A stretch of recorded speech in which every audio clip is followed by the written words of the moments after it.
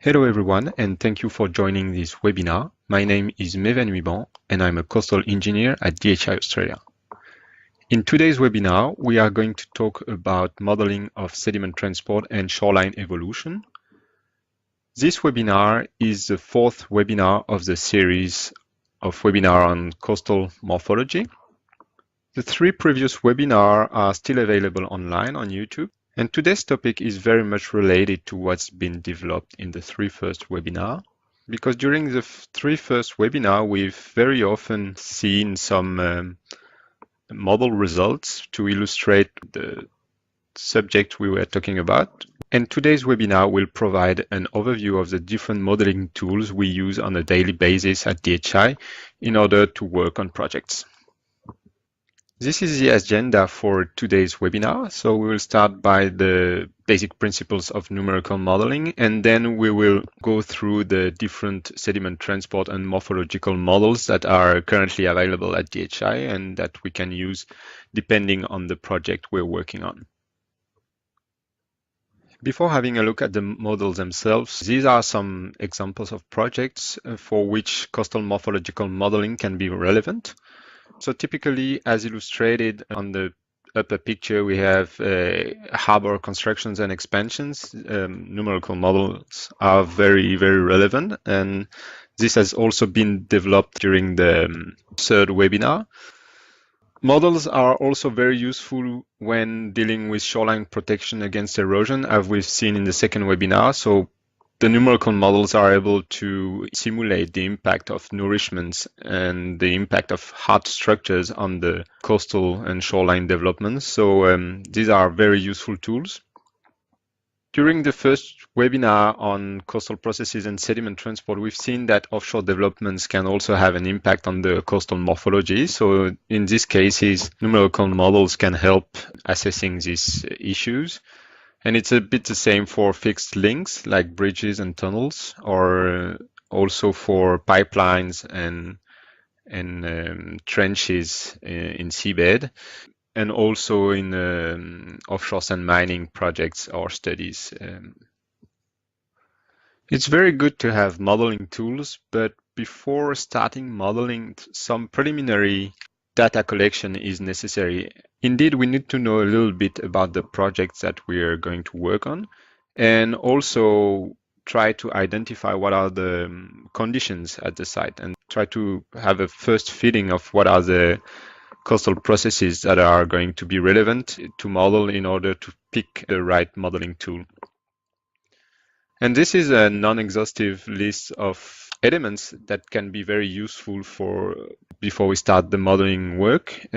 Satellite images, historical pictures, and also a history of the shoreline's developments can be very useful because these provide a long-term idea of the overall trend and also how historical developments can have an impact on the shoreline developments, for instance. We will also be able to use these satellite images for calibrating sediment transport models, for instance. So it's probably one of the first things to do when starting working on a new project is to look at satellite images and how the conditions or the shore has been evolving in time. Bathymetry surveys and coastal profiles are also going to be very useful for the modeling work. First, it will be used as input to most of the models that we are going to see afterwards.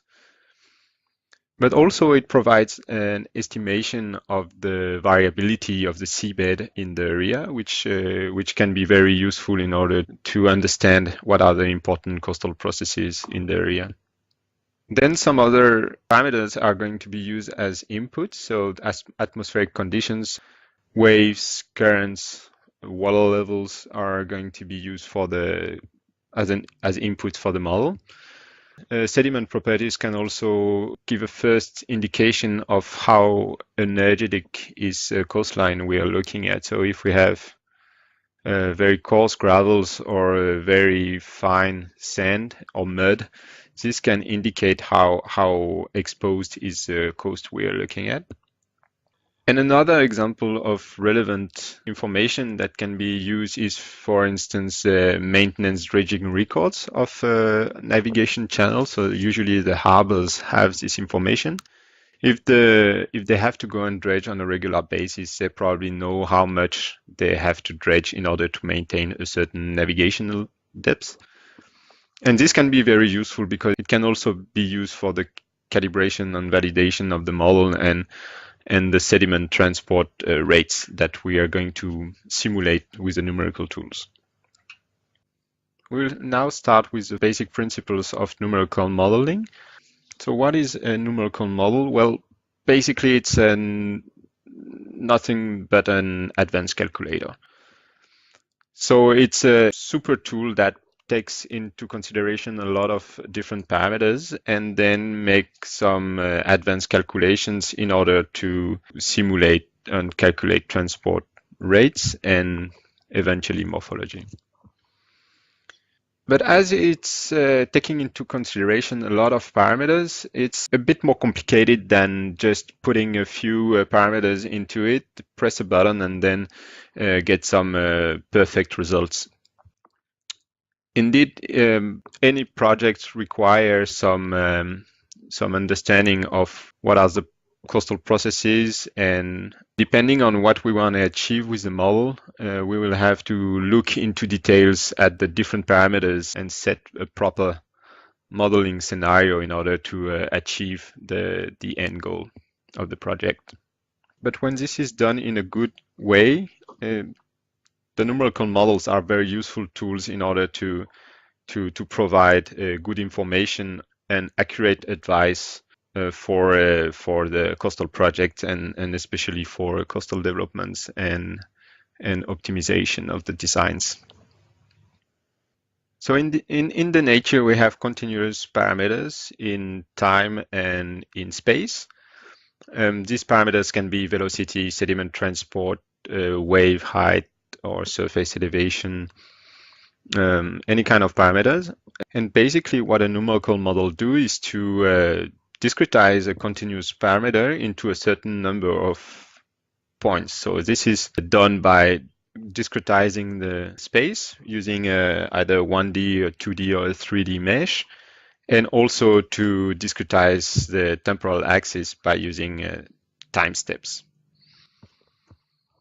And in the end, the accuracy of the model will be determined by the number of points that are used for the description of space and time. Of course, this is a very important thing to have in mind, that depending on what we want to resolve, we will have to use a more or less accurate resolution for the mesh.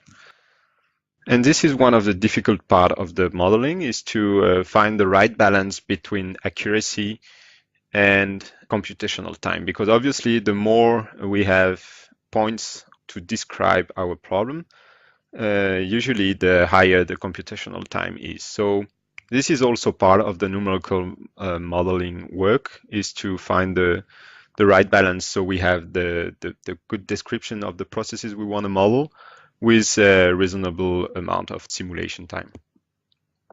And for the sediment transport model, this is the way it works usually in numerical models. So this is a schematic way of describing what are the different input parameters and how these are combined in order to simulate sediment transport and morphological changes. So basically we have our inputs, the sediment properties. Then we have waves and currents that are going to move and agitate the sediments. All this will lead in sediment transport quantities. And this will lead to a morphological change of the area. And once this area has changed, the next time step will start again, and the forcing and properties will be reassessed depending on this morphological change. Just a little reminder on coastal processes. So this is something we already seen in the second webinar on protection against coastal erosion. So as engineer, we usually distinguish different types of sediment transport. So the cross-shore sediment transport, which is typically responsible for the shape of the profile. Then we have the longshore sediment transport, and this is typically responsible of coastal erosion because there are some gradients in the longshore sediment transport. So when we look at a specific stretch of coast, when there is more sediments that is arriving at this area than sediments that are leaving this area, we will have a tendency for accreting sediments. And the opposite is also true. That means that when we have more sediments leaving the area than sediments arriving in the area, we will have a tendency to erode. And typically this kind of erosion occurs on the whole profile. So of course, in the nature, these processes are very often interrelated, but for numerical modeling, we distinguish these two phenomena because we have to make some simplifications for building up the numerical models. So here is an overview of the different sediment transport model and morphological models that we have at DHI and that we use on a regular basis. Of course, depending on the problem we are going to look at and depending on the project and depending on many other parameters, we will have to select which numerical model we want to use. First, all the data that have been gathered prior to the modeling will already indicate what kind of processes we are facing. But some of the parameters that are more related to the project itself will have to be taken into consideration. It's not necessarily always very useful to have the most advanced and accurate model for a project.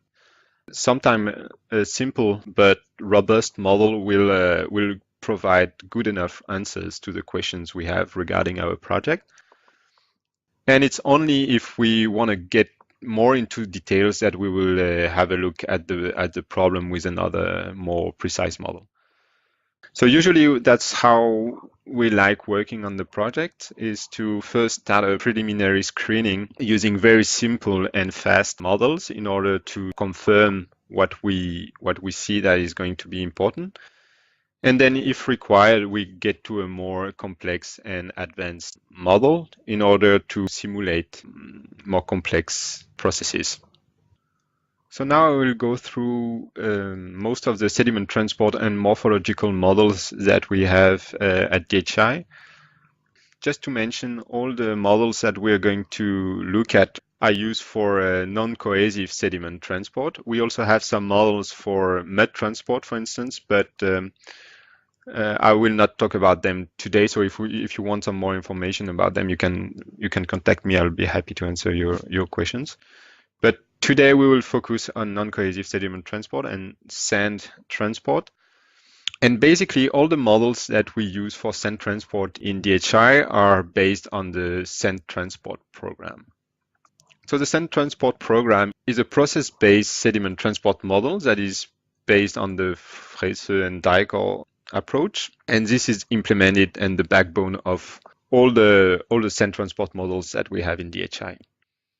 So basically what you can see here and what is done by this sand transport program is that the sediment transport is calculated based on intra-wave timescale and tabulated for combinations of input parameters. And what this model does is to resolve the hydrodynamics and the development of the wave current boundary layer, then calculate the bed shear stress, and after that the bed load transport, and the sediment distribution in the water column, and based on that, calculate the suspended load transport. So this is the way we describe sediment transport quantities at DHI in our model. And this requires as an input the description of the hydrodynamics, so wave currents. And basically here we have two different ways of describing the hydrodynamics. Today I will mostly talk about phase averaged models because these are the ones that we use more often, at least for sediment transport. So basically what we do with phase averaged models is that we use parameters or integrated parameters to describe what are the hydrodynamic conditions. And based on these integrated parameters, we calculate sediment transport and morphology. The difference with the phase resolving models is that the phase resolving model resolves the flow directly and describes the wave phases and the actual sea surface variations in time, which is not the case when we use integrated parameters over time.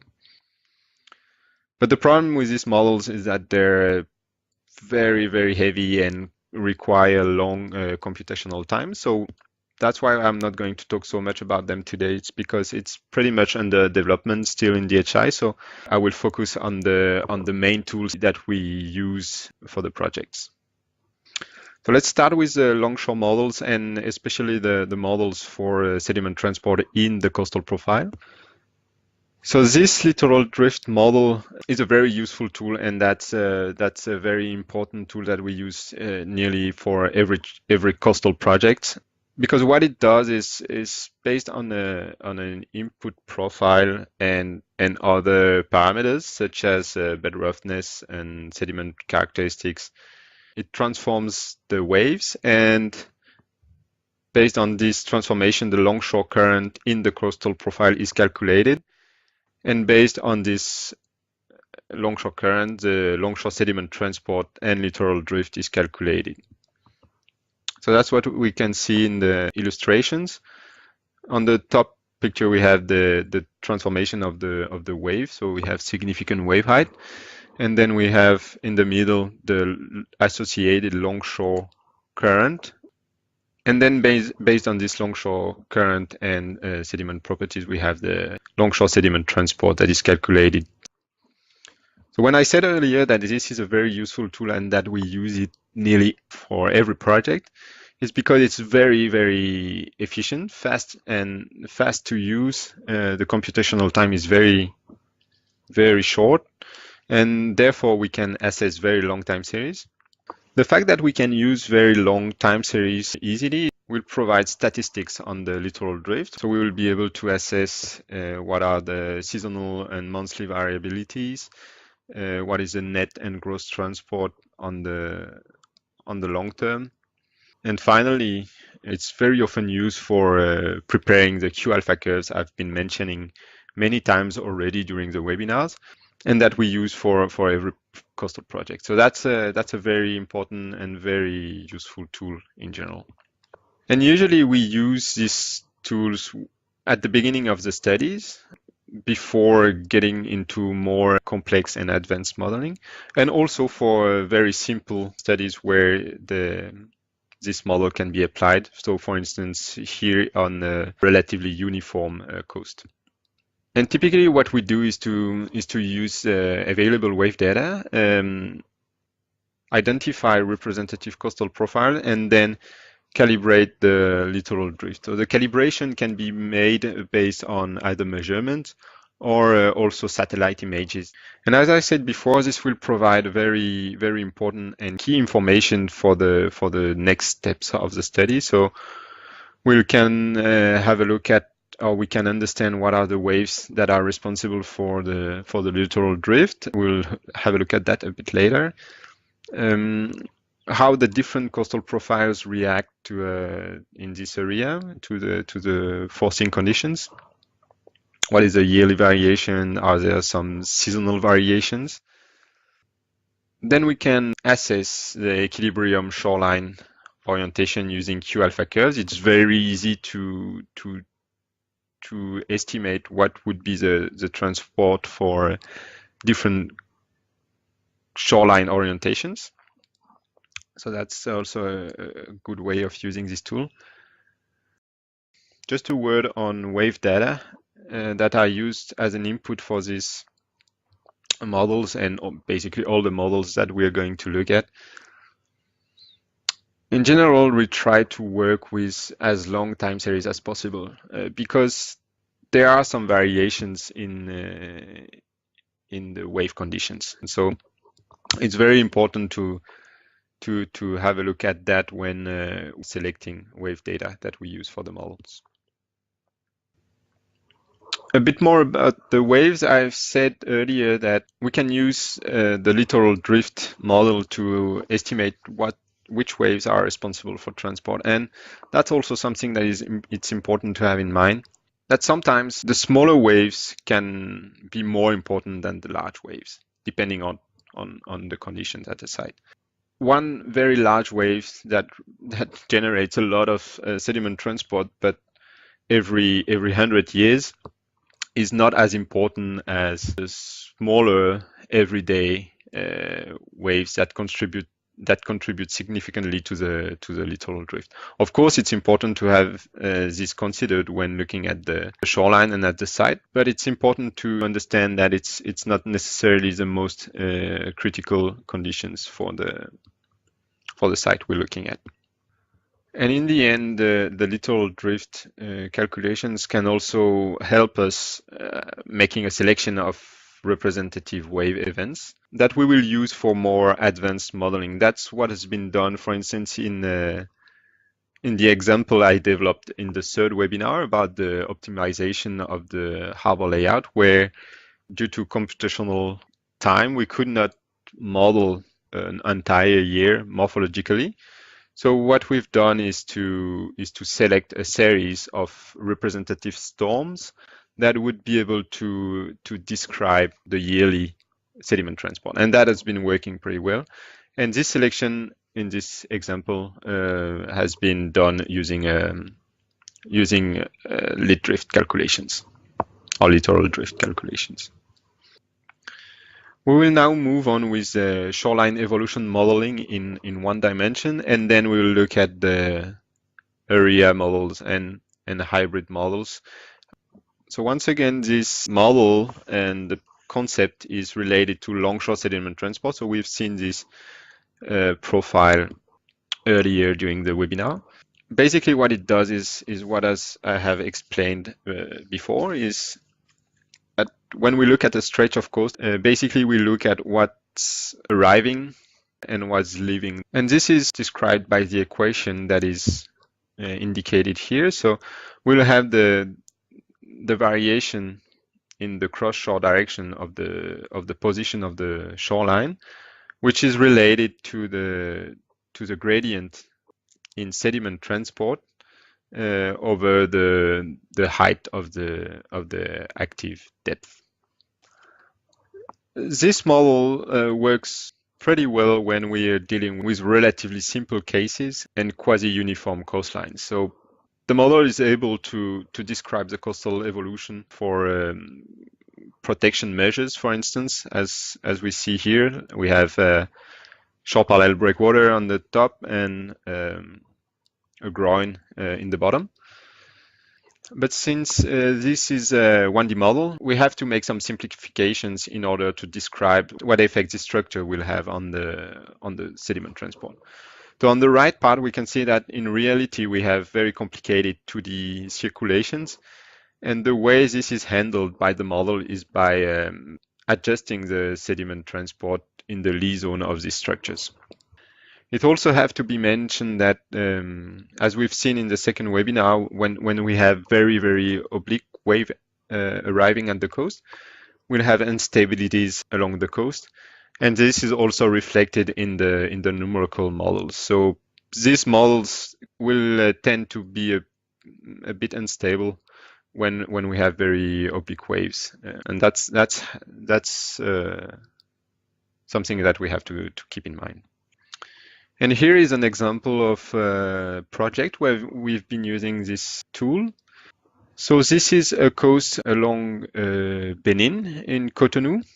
And basically, the story is that a big harbor has been constructed, blocking most of the sediment transport, and now the downdrift erosion is significant. The problem is that when the harbor has been constructed, the area where erosion occurs now was not populated, but since that time, the agglomeration has been growing extremely fast and there are quite a lot of people living there. So during the last couple of decades, some mitigation measures have been tried and some groins have been placed along the coast in order to try to reduce the erosion. But the problem is that it's not enough. So basically what we have been doing is to simulate the shoreline evolution and test some changes to the protection scheme that is already applied. And as we can see here, we have a relatively uniform coastline, so we can apply our 1D model. And basically, what has been done is to run the shoreline evolution model for about 10 years. And we've done it with the actual conditions and with an additional groin. And we've looked at how this would affect the shoreline evolution. So this is what we see here, and that's typically the kind of example where we can use this model.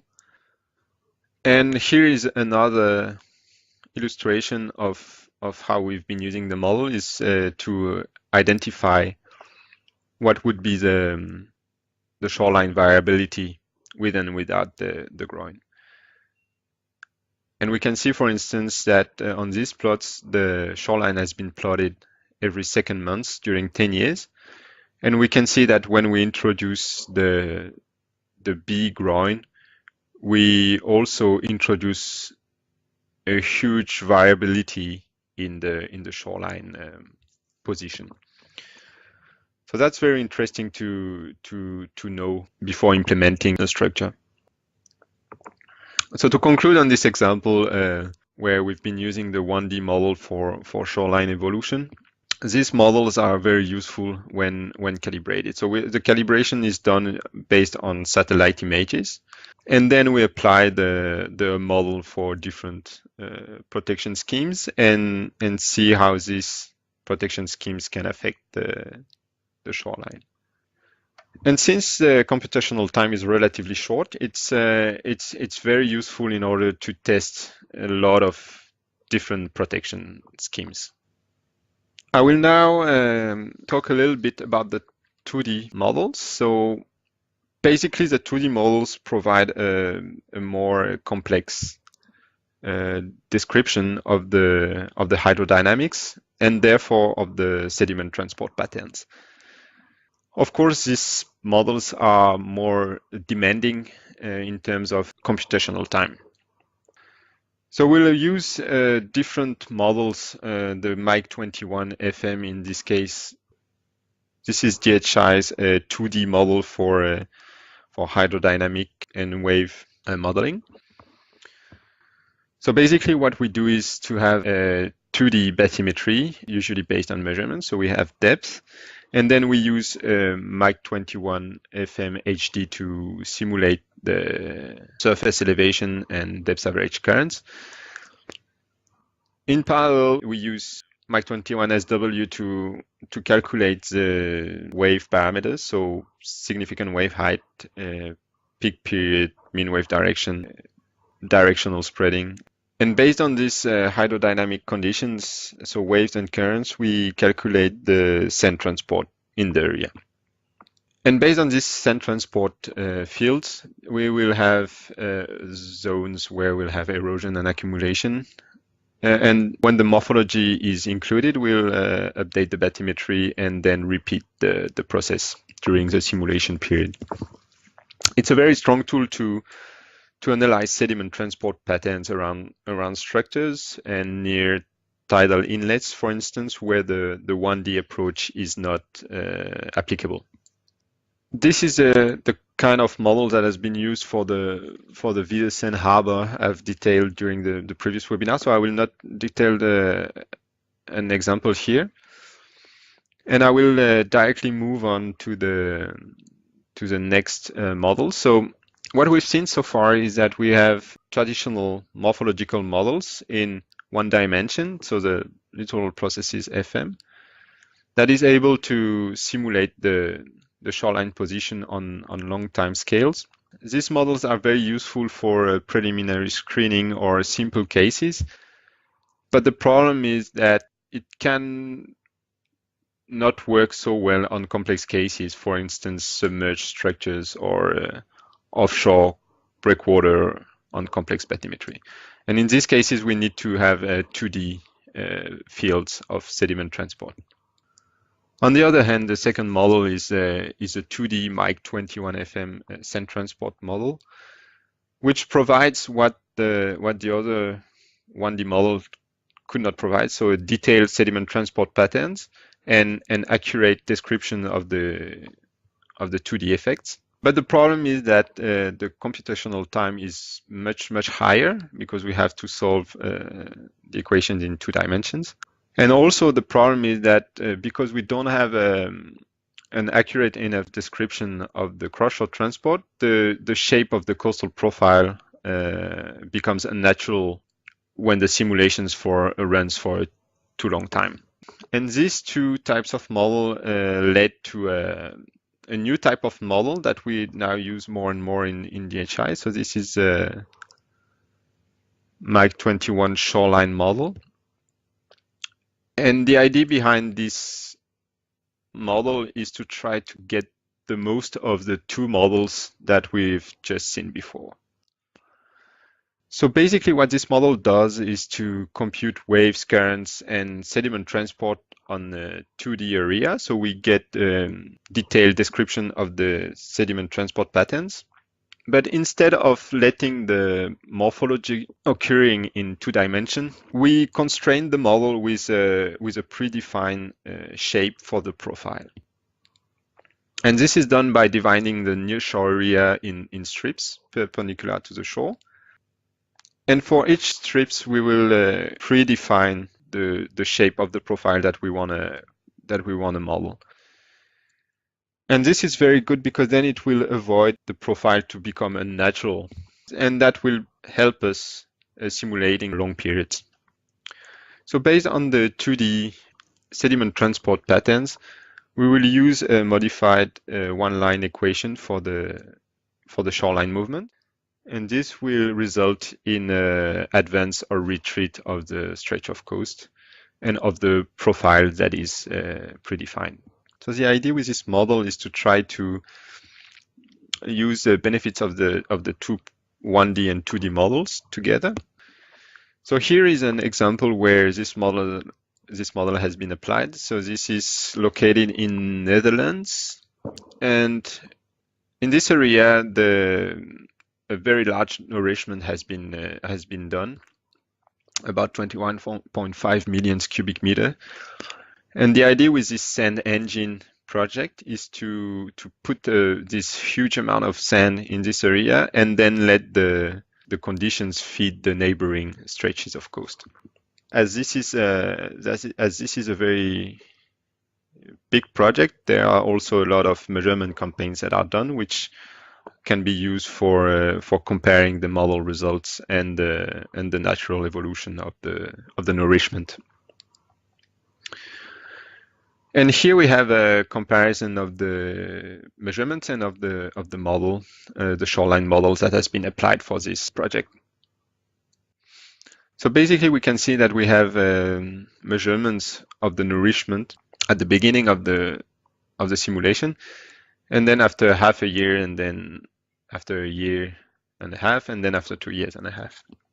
What we can see first is that the overall behavior of the model seems close to the measurements. And if we look at the numbers, we can see that the model works relatively well. So we have very close results in terms of the position northeast and southwest of the area. So in the end, this is a very good result, and it shows that the new shoreline model is able to reproduce relatively accurately the deposition pattern northeast and southwest of the nourishment area. And this is an animation of the simulation that has been extended to 20 years. So first we had a look at the calibration of the model on the 2.5 first years. And now we have this animation showing the evolution of the nourishment over 20 years. So the number of years and months is indicated in the top right corner. And we can see how the nourishment evolves in time.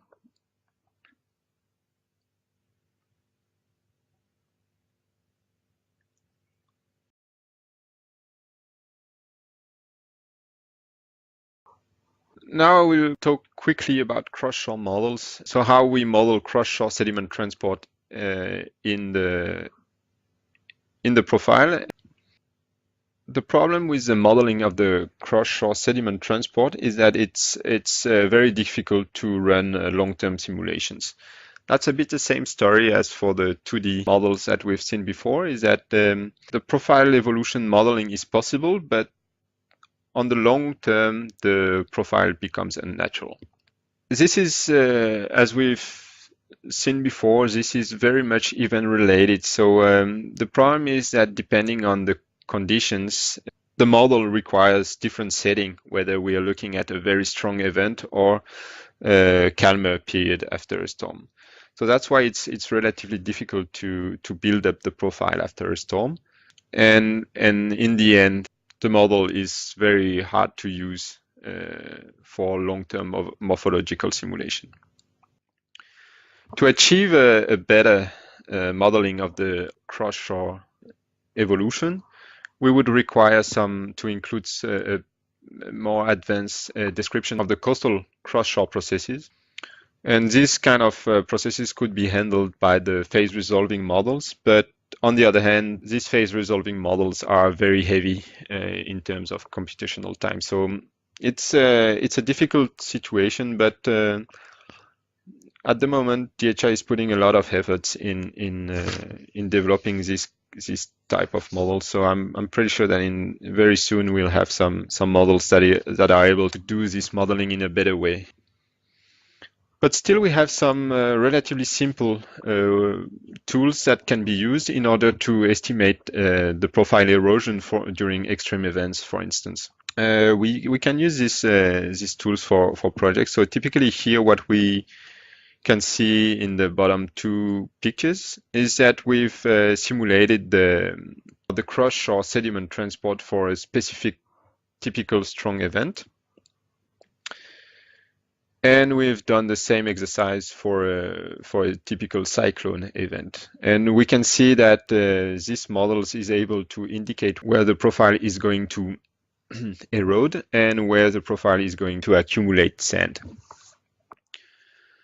This is a useful tool for project when we design some artificial beaches, for instance, when we want to see what would be the variations, what is the natural variation of the cross-shore profile. As we are the developers of our models, we are constantly trying to improve the models that we use for the projects. And here are some examples of type of models that we are currently working on. So this is very much work in progress, but I hope that they will be released very soon. And as I was mentioning before, there are some limitations for long-term morphological simulations because we require some more advanced wave modeling. So one of the models we are working on at the moment is the Mach 3 wave FM non-hydrostatic model. This model will be a 3D model that will be based on non-hydrostatic Navier-Stokes equations. And it will be able to handle much more complicated waves than the current models or wave models that we have at the moment. And it will also be able to handle, for instance, wave breaking, wave run-up, and overtopping that will be very useful for some projects.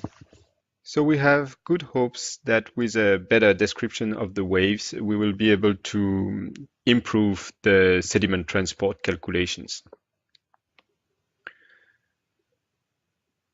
I have also talked about the Mach 21 sand transport model and the shoreline model.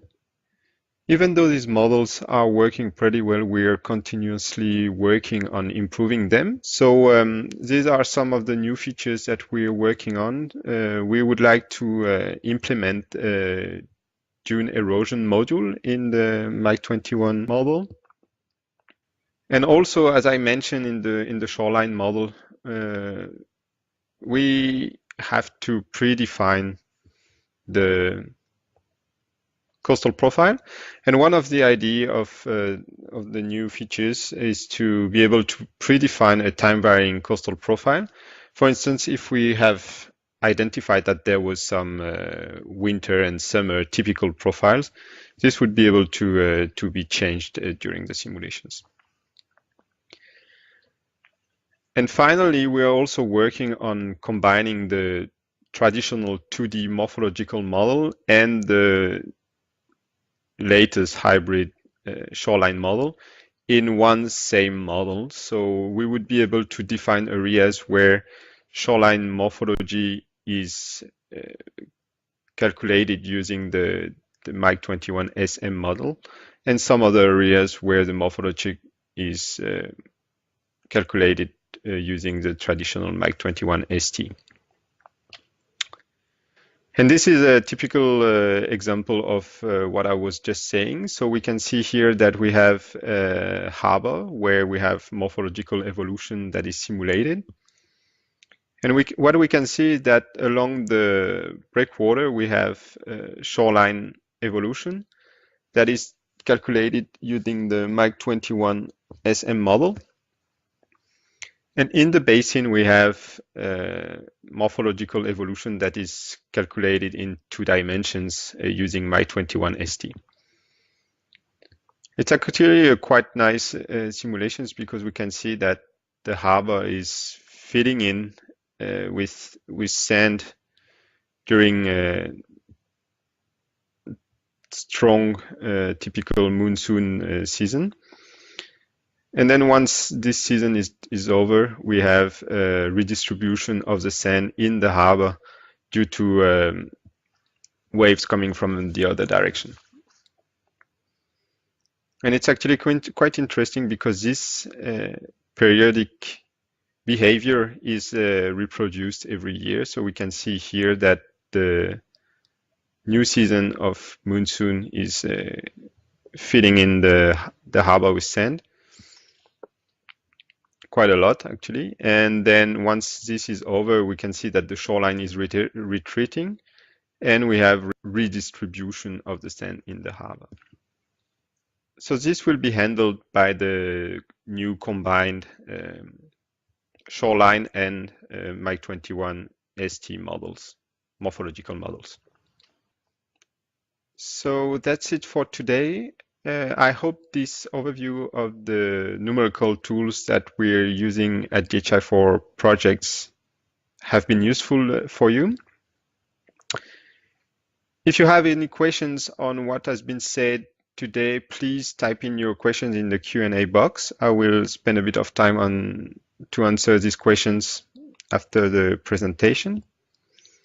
And of course, if you have questions on the previous webinars, the 3 previous webinars, you can also contact me. My contact details are on the screen at the moment.